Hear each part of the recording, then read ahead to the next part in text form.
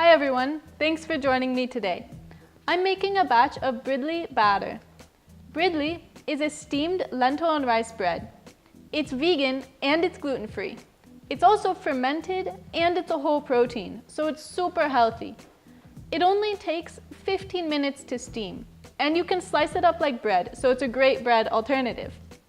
The first step is to rinse the lentils and the rice and then soak them separately. I did this yesterday, so they've been soaking overnight. We want to soak them for at least 6 hours. For our recipe, we use 3 cups of rice and 2 3/4 cups of lentils. This amount lasts typically for 14 servings. I recommend experimenting with these measurements if you change the type of lentils or rice.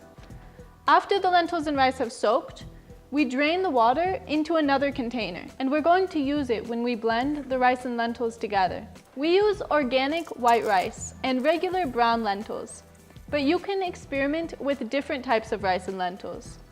Eating rice and lentils together is great because they create a whole protein, and this means they contain all of the essential amino acids. We blend the rice and lentils in 3 batches because it's easier than blending it all at once.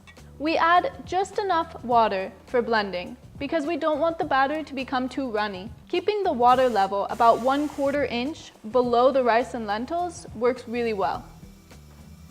Once the batter is fairly smooth, we pour it into a jar. We need to leave enough space for the batter to rise, so only fill the jar 2/3 of the way or so. This is the stage in the process where the batter begins to ferment. There are so many benefits in eating fermented foods. They're packed with probiotics, so they boost immunity and they improve digestion. We cover the jars with this mesh or cheesecloth, and we leave the batter to ferment for 8 to 9 hours. The batter needs to be warm to ferment. We put ours outside and we cover it with a towel.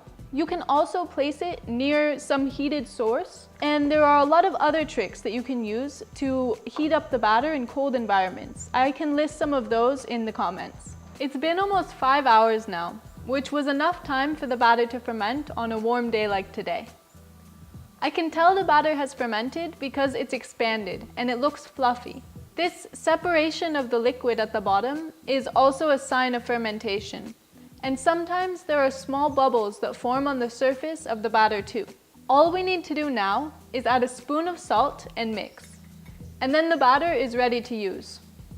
To store it, we can cover the jars with the lids and keep them in the refrigerator.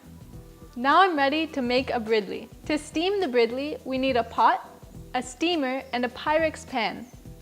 We oil the pan with coconut oil. Then we fill about 1/3 of the pan with the batter. We fill the pot with about 1 inch of water. Then we put the steamer inside and we place the pan on top of the steamer. Now we cover it with a lid and let it steam for 15 minutes. After 15 minutes, we can check if the batter is fully steamed.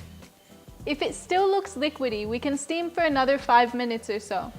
It will firm up as it cools though. I let it cool off a bit before touching the Pyrex pan. Then I set it on the counter so that it can cool off more. We take out the pan and let the Bridli cool. The cooling stage is very important because if we try to remove it from the pan before it cools off all the way, it might crumble. After it is cooled for 5 to 10 minutes, we can use a spatula to remove it from the pan. And now we can slice it up and we have a Bridli. If you liked this video, please consider subscribing to our channel. And you can hit the bell icon below to be notified of when we release new videos. I would love to hear about your experiences with this Bridli recipe in the comments. Thank you so much for watching.